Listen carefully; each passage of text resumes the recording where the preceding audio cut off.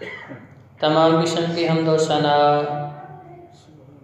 अल्लाह वहदहू ला शरीक ज़ाते बाबरकात के लिए, जो सारी कायनात का खालिक, मालिक, हाजत रवा और मुश्किल कुशा है। और लातादाद बेशुमार दरूद व सलाम सरवरे कौनैन ताजदार मदीना शम्सुज़्ज़ोहा बद्रुल उला हबीब किब्रिया जनाब मुहम्मद रसूलुल्लाह सल्लल्लाहु अलैहि व आलिहि वसल्लम की ज़ाते मुक़द्दसा मुताहरा पर अल्लाह रब्बुल इज़्ज़त ने इंसानों की रुश्द व हदायत के लिए, उनकी फलाह व बहबूद के लिए और उनकी कामयाबी और कामरानी के लिए अंबिया और रसूल इस कायनात के अंदर इंसानों में से ही मबूस फरमाए। और इंसानों में से इसलिए मबूस फरमाए, इंसानों में से इसलिए नबी और रसूलों को मुंतखब फरमाया ताकि इंसान ये एतराज़ ना कर सके कि भाई ये हमारे नबी और रसूल तो और मखलूक हैं, इनके लिए काम करने आसान हैं, हमारे लिए करने मुश्किल हैं। तो लिहाजा अल्लाह रब्बुल इज़्ज़त ने इंसानों में से ही बेहतरीन और अफजल तरीन अपने नबी और रसूल चुने और फिर लोगों को ये हुक्म दिया कि इनकी पैरवी, इनकी इत्तिबा, इनकी इताअत तुम्हारे ऊपर लाजिम है। और रब कायनात का तरीक़ाकार है, मेरे रब का ये असूल है कि मेरा अल्लाह हर जिन्स के अंदर किसी न किसी को सरदारी अता फरमाते हैं कि जब ये कायनात बनाई और इस रुए ज़मीन के ऊपर मुख्तलिफ शहर और मुल्क आबाद किए तो उनमें से सबसे ज़्यादा फजीलत, बरतरी, मुकाम और मर्तबा शहर मक्का को अता फरमाया और उसे उम्मुल कुरा, बस्तियों की माँ का एजाज़ दे के बताया कि मैंने कायनात में सबसे ज़्यादा फजीलत वाला मुकाम कौन सा रखा है? मक्का शहर। और इसी तरह अल्लाह रब्बुल इज़्ज़त ने रुए ज़मीन पे पानी पैदा फरमाए तो बड़ी बड़ी तासीरों वाले, बड़े बड़े फ़वाइद वाले, बड़े बड़े ख़वास वाले पानी, लेकिन अल्लाह रब्बुल इज़्ज़त ने सरदारी अता फरमाई तो किसको अता फरमाई? ज़मज़म को अता फरमाई। इसी तरह अल्लाह रब्बुल इज़्ज़त ने महीने और दिन और रात पैदा फरमाए तो अल्लाह रब्बुल इज़्ज़त ने अपने उस उसूल को मद्देनज़र रखते हुए हर जिन्स के अंदर किसी न किसी को सरदारी से नवाजा। तो जब नबी और रसूलों की बारी आई तो अल्लाह रब्बुल इज़्ज़त ने ये लातादाद और बेशुमार इंसानों के लिए 1,24,000 अंबिया मुंतखब फरमाए। उनमें से फिर 5 को एजाज़, मुकाम और मर्तबा अता फरमाया, नई शरीयत, नया मज़हब अता फरमा के उन्हें बाकियों में से ज़्यादा एजाज़ से नवाजा। और फिर उन 5 में से भी अल्लाह रब्बुल इज़्ज़त ने इमामुल अंबिया, ख़ातमुन नबीयीन, अपना महबूब पैगम्बर जनाब मुहम्मद रसूलुल्लाह सल्लल्लाहु अलैहि व आलिहि वसल्लम को बनाया। तो हज़रत जी वक़ार अल्लाह रब्बुल इज़्ज़त ने अगर सरदारी अता फरमाई है तो क्या वो सरदारी सिर्फ़ और सिर्फ नबी अलैहिस्सलाम की ज़ात की हद तक है?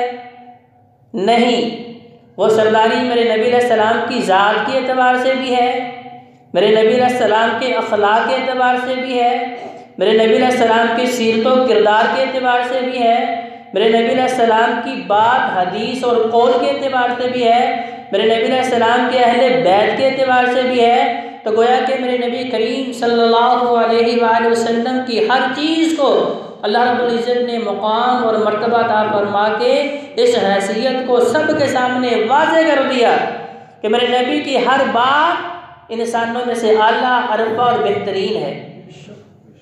इसीलिए कुरान मजीद फुरकान हमीद का जौन सा मर्जी पारा उठा के देखें, जौन सी मर्जी सूरत उठा के देखें, आपको इस चीज़ का हुक्म जो है वाज़ेह तौर पे मिलेगा कि जहाँ अल्लाह रब्बुल इज़्ज़त ने ये हुक्म दिया क्या लोगों मेरी इत्तिबा करो, साथ में अपने नबी की इत्तिबा को लाजिम करार दे दो। और बेशुमार मौक़ों पे ये भी कह दिया कि अगर तुम मेरे नबी की इत्तिबा करोगे वही मेरी इत्तिबा है, अगर तुम मेरे नबी के तरीके को मानोगे वही मेरा तरीका है, अगर तुम मेरे नबी के रास्ते को अख्तियार करोगे वही मेरा रास्ता है। तो लिहाजा हमारे माशरे के अंदर बहुत से अजीब व गरीब किस्म के फरसूदा वसवसे और ख्यालात हमारे जहनों में पैदा किए जाते हैं। कुछ ये भी कहते हैं और जी बस कुरान को पकड़ने और किसी बात को पकड़ने की ज़रूरत ही नहीं है। पहले उनसे ये तो पूछें कि ये तुम्हें किसने बताया कि ये रब का कलाम है? ये रब का कलाम है। मेरे नबी की हैसियत को अगर अलग कर दें, मेरे नबी की हदीस को अगर अलग कर दें, मेरे नबी के फरमुदात को अलग कर दें, तो इस बात को साबित तो करें कि ये कुरान मजीद फुरकान हमीद इसके एक एक हरफ को पढ़ने पे 10 नेकियां मिलती हैं। इसको साबित तो करें कि ये मेरे रब का कलाम है। जब पहली वही नाज़िल हुई इक़रा, तभी से मेरे नबी का फरमान भी जारी हुआ, माँ आना बेकारी, मैं तो पढ़ा लिखा नहीं हूँ। तो लिहाजा ये बिल्कुल गलत अकीदा और नज़रिया है कि जी बस कुरान को पकड़ने आप हदायत पा जाएंगे। आप सिर्फ कुरान अगर पढ़ते रहें सवाब तो मिलेगा, लेकिन हदायत नहीं मिलेगी। सवाब मिलेगा, खैर व बरकत भी होगी, शिफा भी मिल जाएगी जिस्मानी एतबार से, रूहानी एतबार से, लेकिन जो सिरात मुस्तकीम है वो मिलेगा, जो हदायत है वो मिलेगी नहीं। उसके लिए मेरे नबी के तरीके को पकड़ना होगा, मेरे नबी की सीरत व किरदार को पकड़ना होगा, मेरे नबी की बातों को अपने सामने रखना होगा। फिर जाके कुरान समझ आएगा कि अल्लाह मुझसे क्या मुखातिब है, मेरा अल्लाह मुझसे क्या बातें कर रहा है। सबसे बड़ी मिसाल कुरान मजीद फुरकान हमीद में और दीन इस्लाम में सबसे अहम रुकन कौन सा है? कलमा शहादत के बाद नमाज। कि नबी करीम सल्लल्लाहु अलैहि वसल्लम फरमा रहे हैं कि भाई मेरे और मुशरिकों और काफिरों के दरमियान फ़र्क करने वाली चीज़ नमाज है। इतना बड़ा इम्तियाज़ और इतनी बड़ी बात मेरे नबी अलैहि सलाम फरमा रहे हैं कि मेरे और मुशरिकीन और कुफार के दरमियान फ़र्क करने वाली चीज़ नमाज है। जो नमाज पढ़ता है वो मेरा है, मेरा उम्मती है, जो नमाज नहीं पढ़ता वो मेरा नहीं है। कुरान मजीद में 750 आयात, 750 आयात। वैसे तो अल्लाह एक मरतबा भी हुक्म जारी कर देता तो मानना मेरे और आपके लिए जो है वो लाजिम होता, लेकिन अल्लाह रब्बुल इज़्ज़त ने भी बार बार इसका हुक्म दे के इसकी अहमियत को उजागर किया है कि लोगों ये बात मामूली नहीं, क्योंकि इस मामले को लेके तुम मेरे सामने हाजिर होगे कि तुम्हारी मेराज है। जब तुम मेरे सामने हाजिर होगे फिर तुम्हें मांगने की ज़रूरत नहीं पड़ेगी, बिन मांगे तुम्हारी हाजतें पूरी कर दी जाएंगी। क्योंकि अल्लाह रब्बुल इज़्ज़त को आजिज़ी बड़ी पसंद है और इंसान के अंदर आजिज़ी सबसे ज़्यादा तब पैदा होती है जब अपनी नियाज़ जबी को ज़मीन पर रख के कहता है कि अल्लाह मैं सबसे ज़्यादा आजिज़, सबसे ज़्यादा कमज़ोर, सबसे ज़्यादा फ़कीर, मंगता, मोहताज, और तू सबसे बड़ा और सबसे आला, सबसे अरफा है। तो वो हालत जो है रब्बे कायनात को इतनी पसंद आती है कि अल्लाह ताला बिन मांगे हाजतें पूरी कर देते हैं। तो 750 आयात में रब्बे कायनात हुक्म दे रहा है कि भाई तुमने नमाज पढ़नी है, नमाज को कायम करना है। नमाज में फहाशी और रियानी से रोकेगी, तुम्हें बुराई से रोकेगी, तुम्हें अच्छाई की तरफ राग़िब करेगी, तुम्हें हलावत ईमान मिलेगी, तुम्हारे दिल के अंदर जो है हदायत की शम्मा रोशन करेगी। लेकिन मुझे ये बताइए कि नमाज का तरीका क्या कुरान में मिलेगा?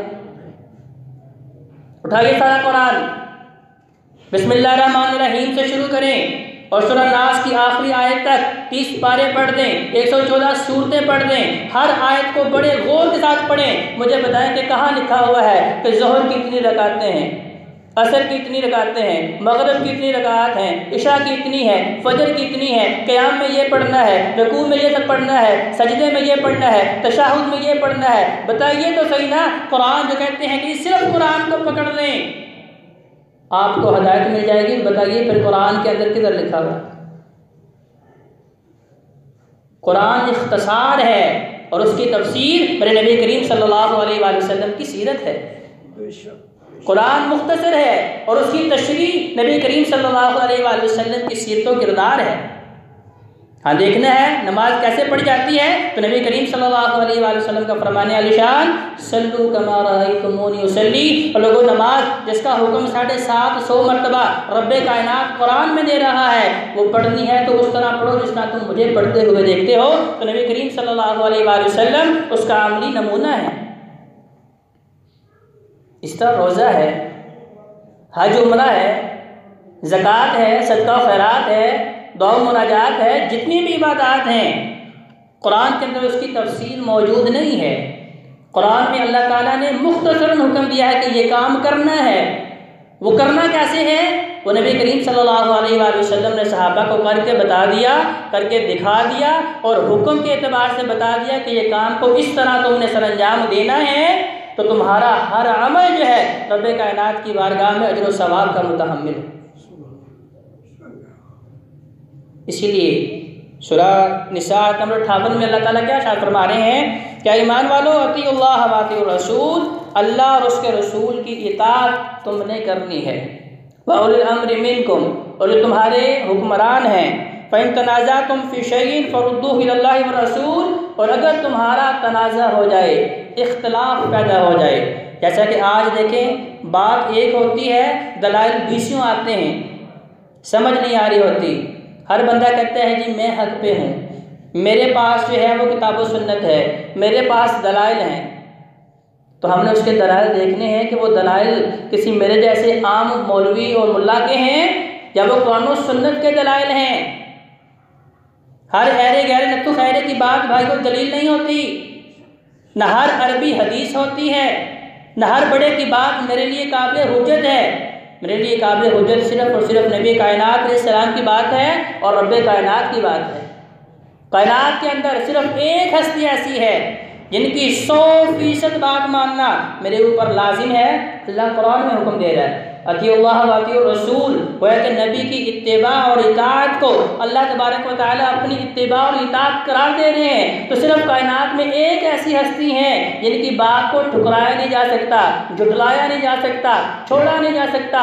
उनकी हर बात जो है मेरे लिए दीन है, मेरे लिए मजहब है, मेरे लिए शरीयत है और मेरे लिए कार सवाब है। और वो हस्ती कौन सी है? हज़रत मोहम्मद सल्लल्लाहु अलैहि वसल्लम। आगे चलिए, दूसरा मुकाम अल्लाह तबारक व तआला क्या फरमा रहे हैं, अतीउल्लाह व अतीउर रसूल वला तनाज़उ फतफशलू व तज़हब रिहुकुम, कि अल्लाह उसके रसूल की इत्तिबा करो। अगर तुमने अल्लाह उसके रसूल की इत्तिबा न की तो बिखर जाओगे, रेजा रेजा हो जाओगे, तुम्हारा शराजा बिखर जाएगा, तुम्हारी वक़्त ख़त्म हो जाएगी।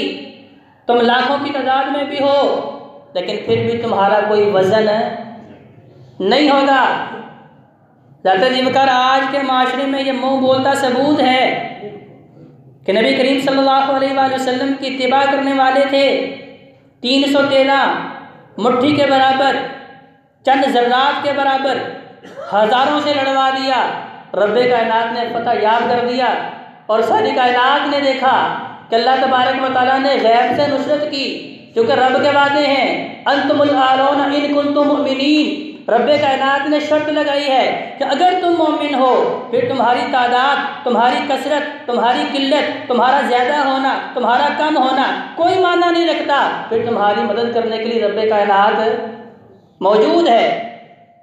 लेकिन आज देखें लाखों में हैं, आज मुसलमान कसरत में हैं, बड़ी बड़ी डिग्रियां इनके पास हैं, फौजें इनके पास हैं, अस्करी कुव्वतें इनके पास हैं, एटम इनके पास है।